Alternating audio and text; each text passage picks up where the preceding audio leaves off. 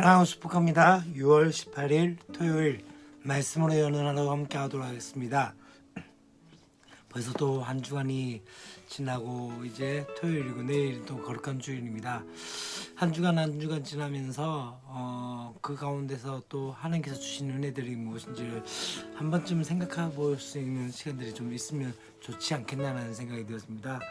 저는 수요일날 강초 갔다 오고 또 금요일날 또 우리 서부초 갔다 오면서 서부초 친구들 가운데서 또 친구들 만나면서 또 그 가운데서 또 여러 가지 일들을 겪으면서 참 재밌고 즐거웠던 시간들을 지낸 것 같습니다. 또 목요일 같은 경우에는 또 우리 목사님들과 함께 체육대회를 함께 하면서 또 즐거운 시간들을 가지고 그렇게 한 주를 보냈던 것 같습니다.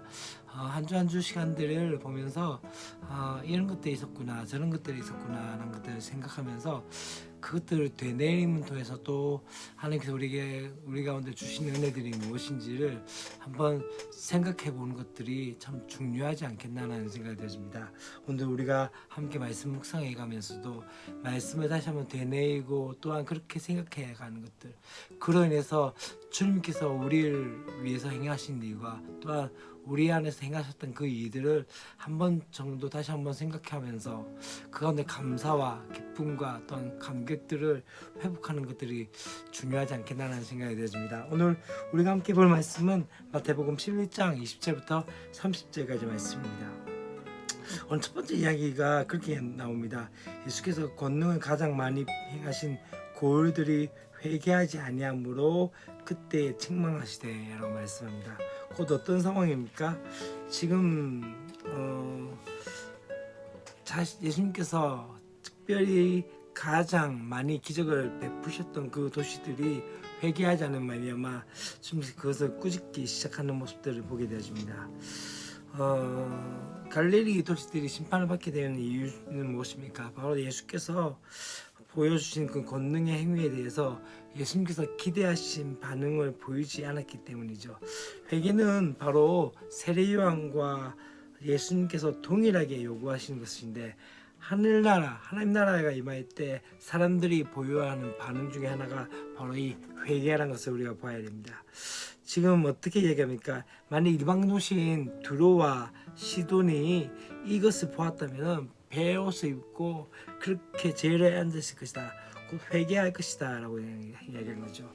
가버나움, 곧 예수님께서 그렇게 사역했던 그 가버나움 회개하지 않는 이유, 문제는 바로 소돔이 멸망한 이유보다 더 심각해서 이제 가버나움의 불길한 운명을 예견되는 것을 보게 되어집니다. 그런 가운데서 이제 어떻게 이야기합니까? 그렇게 이야기한 거죠. 내가 너희에게 이르노니 심판날에 소돔 땅이 너보다 견디기 쉬우리라 라고 말씀하고 있는 것을 보게 되었습니다. 여러분도 어떠하십니까? 특별히 지금 오늘 말씀 가운데 먼저 중요한 것 중에 하나는 그렇게 주님께서 많은 기적을 베푸시고 또 많은 것들을 행하시고 말씀을 전하셨고 그렇게 활동했던 그 지역이 도리어 회개하지 않고 반응하지 않는 것들을 보게 되어집니다. 어쩌면 우리의 삶들도 그렇지 않나라는 생각 가운데 두려움이 있습니다. 교회하는 것이 어떤 것입니까? 바로 주님께서 함께 하시는 것이고 또한 주의 영광이 가득한 곳이 바로 교회입니다. 그러나 우리가 교회에서 있지만 어쩌면은 그렇게 지나가는 모든 시간들을 볼 때 어쩌면은 다른 믿지 않은 사람들보다 더 회개하지 않고 반응하지 않는 우리의 모습이지 않나 라는 생각이 들어집니다. 그렇기 때문에 다시 한번 이 말씀을 보면서 화해시저 고라시나 이야기하고 또한 가버나움을 이야기하면서 그렇게 이야기한 것이 어쩌면 우리의 이름을 부르고 계신 것은 아닌가라는 생각이 되어집니다. 그러면서 이제 25절부터 이제 어떤 얘기합니까? 그때 예수께서 대답하여 이르시되 천지의 주제이신 아버지여, 이것을 지혜롭고 슬기 있는 자들에게 숨기시고 어린 나이들에게는 나타내심을 감사하나이다 라고 말씀을 하고 있는 것을 보게 되어집니다. 가버나움의 운명과 달리 제자들의 운명을 생각하면서 어떻게 합니까? 하나님께 감사하는 모습들을 보게 되어지죠. 사실 어쩌면 가버나움이라면 그 가운데 뛰어나고 똑똑한 사람일 수도 있습니다. 어쩌면 이 제자들, 12제자들의 모습들은 그렇게 뛰어나지 못한 사람들입니다. 그러면 우리가 어떻게 이해합니까? 그들 가운데 마치 어린아이들에게 나타내신 것 같이 나타내셨다고 말씀을 하고 있는 것을 보게 되십니다. 곧 어떤 것을 말하고 있습니까? 바로 중요한 것은 지혜롭고 실기 있는 자들에게 그것은 나타나지 않고 어린아이들과 같은 자들에게 나타냈습니다. 그런 말이면 어떻게 되어집니까? 얼소이다 이렇게 된 것이 다 아버지의 뜻입니다.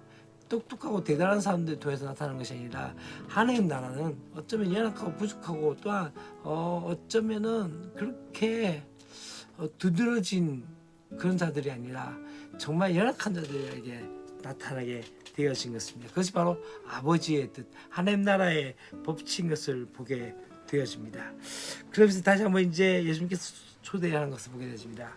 수고하고 무거운 짐진 자들아 다 내게로 오라 하면서 내가 너희를 쉬게 하리라. 참 재밌는 것 중에 하나는요, 29절 말씀 보십시오. 나는 마음이 온유하고 겸손하니 나의 멍에를 메고 내게 외우라.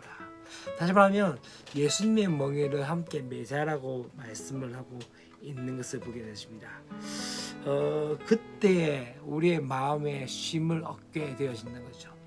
멍에는 어쩌면은 우리 가운데 고난과 어려움이 됩니다.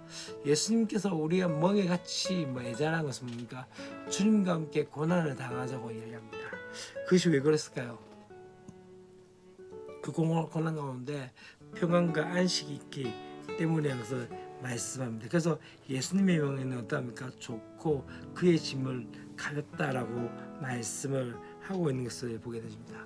여러분 참 중요한 것이요, 주님께서 우리가 멍에를 매자한 것은 주 안에서 안식을 가지자라는 것을 말씀하고 있는 것을 보게 되십니다. 여러분 사람들은 많은 것을 안식을 누리고자 많은 것들을 찾아갑니다. 그러나 진짜 안식은 어디 있습니까? 우리가 주님 안에 거할 때 되어지는 것이죠. 바로 예수님께서 안식일의 성취자이시기 때문에, 그렇기 때문에 됩니까?